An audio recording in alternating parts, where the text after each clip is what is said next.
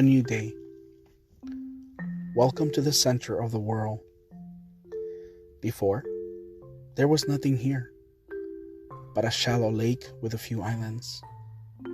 And now, look at it, enchanting, like a city rising from the water.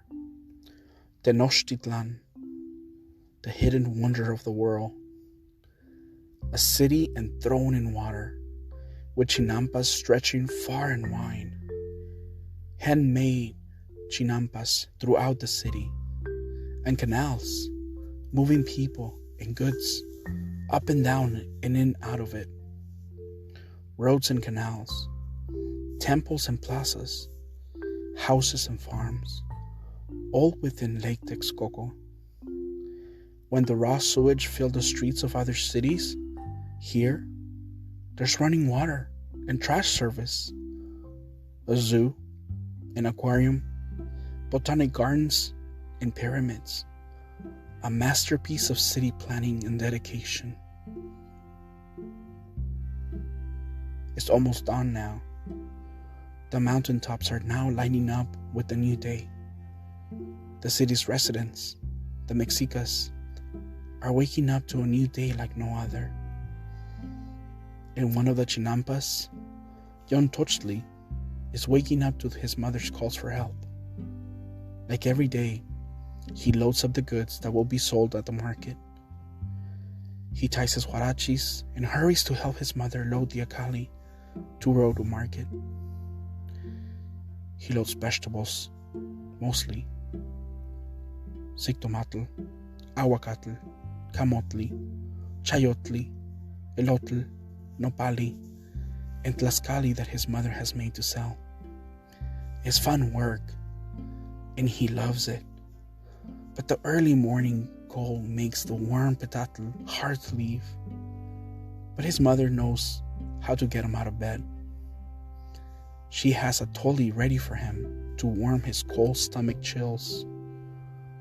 Tenochtitlan rows his acali to Tlatelolco. His father's already waiting for him there. The morning is fresh. There's a cool breeze like the smell of a fresh storm. But the waters are calm, and the morning is starting to show. As he makes his familiar way through the canals of the city, he meets other vendors going the same way, soon becoming a colorful parade of acali. You know the market is near, because now there's a raging sound of voices that breaks the morning silence.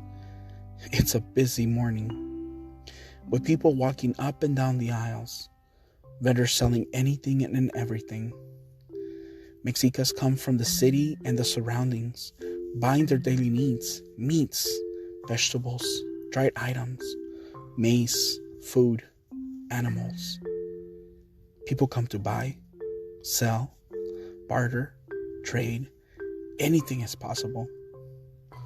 Tenochtitlan likes this market more than the others because the vendors bring goods from far and wide, so he gets to see it all.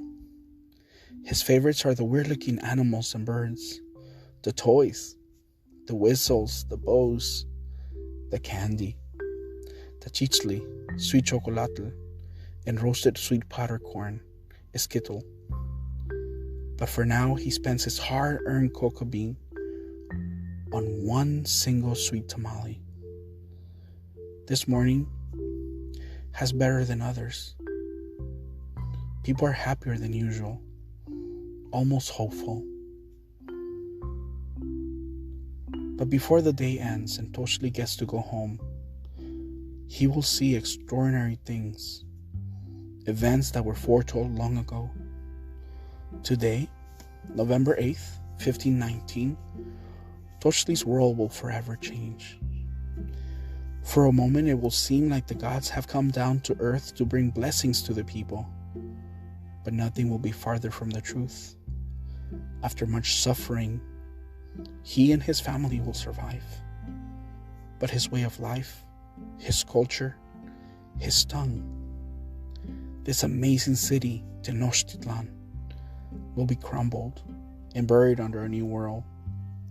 A world that will judge, will dominate, will kill. Everything he knows as normal in his without respect or admiration for all the good and the greatness of his people. And yet, life can flourish from the ashes of despair and destruction if the will to exist is there. Many years later, this people will be a nation full of colors, of food, of music, and culture that will spread throughout the world. They will excel. They will do great things. They will keep their hard work, their might, their goodness, and their will to live, to love. The memory of the lost, the longing for good, and their inherent nature to stay true to their roots, no matter where they go, will always make them come back home.